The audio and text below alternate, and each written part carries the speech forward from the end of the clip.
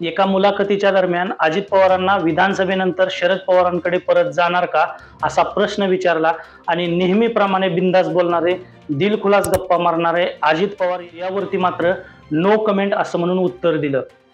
मग हे किती खरं आणि किती खोटं याची चर्चा जी आहे ती महाराष्ट्राच्या राजकारणामध्ये महाराष्ट्राच्या राजकीय वर्तुळामध्ये होत आहे हे मात्र तितकंच खरं आहे। आता हे असं होऊ शकतं का? अजित पवार जाऊ शकतात का? विधानसभा निवडणुकीनंतर अजित पवारांची घर वापसी होईल का? की ते एकलाच चलो रे चा नारा पुन्हा एकदा देतील?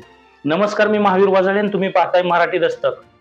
काकांच्या आशीर्वादाने राजकारणातील छक्के पंजे खेळत एकदा खासदारकी आणि 6 वेळा आमदारकी आणि 4 वेळा उपमुख्यमंत्री पद भोगलेले अजित पवार यांनी 2023ला शरदचंद्रजी पवार साहेब यांची फारकत घेत राष्ट्रवादीमध्ये मोठं बंड केलं होतं। अजित पवारांनी फडणवीस आणि शिंदे यांचा हात पकडत ते महायुतीसोबत गेले होते। अजित पवारांच्या या बंडामुळे शरद पवारांकडून राष्ट्रवादी काँग्रेस पक्षाचे नाव आणि घड्याळ हे चिन्ह हिरावलं गेलं। त्यानंतर मात्र अनेकदा सभांच्या माध्यमातून बोलत असताना अजित पवार म्हणत होते की आपण बंड का केला आहे, त्या बंडाची नेमकी कारणं काय आहेत याच्याबद्दल अनेक वेळा अजित पवार यांनी सांगण्याचा प्रयत्न केला आहे।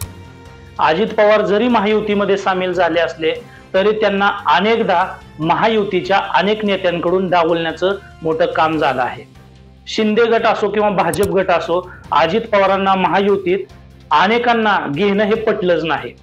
लोकसभेत निवडणुकीत अजित पवार गटाने खास अशी कोणतीही कामगिरी केली नाही। शेवटी त्यांच्या पत्नीला देखील बारामती लोकसभेमधून पराभव स्वीकारावा लागला होता। लोकसभा निवडणुकीत झालेला प्रचार आणि एकंदरीत कामगिरी वरून भाजपाची मातृसंस्था असलेला राष्ट्रीय स्वयंसेवक संघ म्हणजे RSS भाजपवरती मोठ्या प्रमाणामध्ये नाराज असल्याचं चित्र आपण सर्वांनी आणि महाराष्ट्राने पाहिलं आहे। आता लोकसभेचा निकाल आणि सगळ्यांनीच पाहिलेला आहे। पहिली लोकसभा निवडणुकीमध्ये महायुतीकडून अतिशय कमी जागा मिळाल्यामुळे अजित पवार गटात मोठ्या प्रमाणामध्ये नाराजी होती। दुसरीकडे शरद पवार गटाला देखील कमी जागा मिळाल्या होत्या, परंतु शरद पवार यांच्या पक्षाचा स्ट्राईक रेट जो आहे तो खूप मोठ्या प्रमाणामध्ये चांगला राहिला आहे। लोकसभा निवडणुकीनंतर महायुतीमध्ये अजित पवार मोठ्या प्रमाणात बॅकफुटला गेले आहेत। अजित पवारांनी लोकसभेनंतर विधानसभेला जास्त जागा मिळवणार आणि निवडून देखील आणणार असा विश्वास व्यक्त केला होता, मात्र विधानसभेला त्यांच्या पदरात केवळ आणि केवळ 51+ जागा पडल्या आहेत। आता लोकसभेप्रमाणे महाराष्ट्राच्या विधानसभेमध्ये अजित पवार यांच्या कमी जर जागा निवडून आल्या तर अजित पवार पुन्हा एकदा बॅकफुटला जाण्याची मोठी शक्यता आहे। महायुतीतलं त्यांचं स्थान यामुळे आणखीन कमी होण्याची देखील मोठी शक्यता आहे आणि हे जर नको असेल आणि महाराष्ट्राच्या राजकारणामध्ये पुन्हा एकदा भरारी घ्यायचा असेल तर शरद पवार यांच्याकडे परत जाण्याविषयी अजित पवार हे मोठ्या प्रमाणात चांगला विचार करू शकतात। काही गोष्टींचा विचार केला तर काही दिवसापूर्वी अजित पवारांनी लाडकी बहीण योजनेचे घेतलेले श्रेय आणि लाडकी बहीण योजनेवरून महायुतीमध्ये होत असलेली धुसफूस ही सगळ्या महाराष्ट्राला पाहायला मिळाली आहे। सध्या अजित पवार गटाने प्रसिद्ध केलेल्या जाहिरातीमध्ये योजनेच्या नावातील म्हणजे लाडक्या बहीण योजनेच्या नावातील मुख्यमंत्री हा शब्द वगळून त्यामध्ये अजितदादांची लाडकी बहीण योजना असा उल्लेख करण्यात आला आहे। यावरून महायुतीमध्ये श्रेयवादाचे राजकारण चांगले रंगले आहे। काही घटनामुळे या गोष्टीच्या चर्चेला कुठेतरी जागा आहे असंही म्हटलं जातं।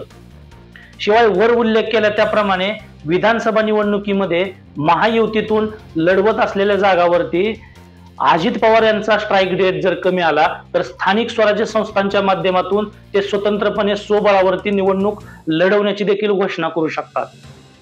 आता हे सगळं चित्र जे आहे ते उद्या होत असलेला जो 23 तारखेचा विधानसभेचा निकाल आहे त्या निकालावरून हे सगळं स्पष्ट होणार आहे। दरम्यान याबद्दल अजित पवार हे पुन्हा एकदा शरद पवार यांचा हात पकडतील का, शरद पवार यांच्याकडे पुन्हा जातील का, ह्या सगळ्या गोष्टीवरून नेमकं तुम्हाला काय वाटतं? तुमच्या प्रतिक्रिया ज्या आहेत त्या कमेंटमध्ये नक्की कळवा। हा जर व्हिडिओ तुम्हाला आवडला असला तर लाईक करा, शेअर करा आणि आमच्या मराठी दस्तक चॅनलला सबस्क्राईब करायला विसरू नका। धन्यवाद।